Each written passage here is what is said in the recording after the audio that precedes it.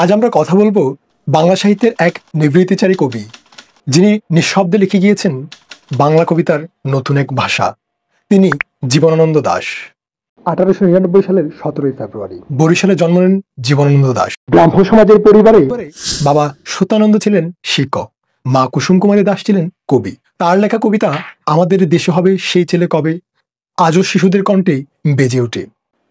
শিক্ষাজীবন শুরু হয় বজ্রমোহন স্কুলে, পরে প্রেসিডেন্সি কলেজেই ইংরেজি সাহিত্যে পড়েন কবি। 1927 সালে প্রকাশিত হয় কবির প্রথম কাব্যগ্রন্থ ঝরা পালু।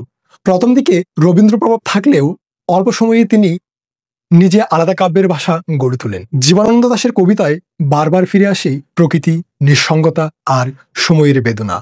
তার বিখ্যাত কাব্যগ্রন্থ ধূসর পাণ্ডুলিপি আর কালজয়ী কবিতা বনলতা সেন।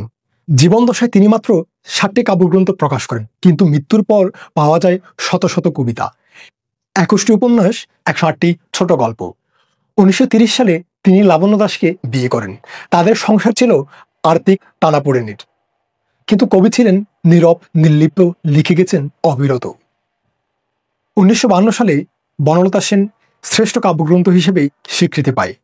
1955 সালে মরণোত্তর শ্রেষ্ঠ কাব্যগ্রন্থের জন্য তিনি সাহিত্যে আকাদেমি পান। 1954 সালের 14 অক্টোবর কলকাতায় ট্রাম দুর্ঘটনায় আহত হন কবি। শম্ভুনাথ পণ্ডিত হাসপাতালে ভর্তি করা হয় কবিকে। চিকিৎসার চেষ্টাও চলে।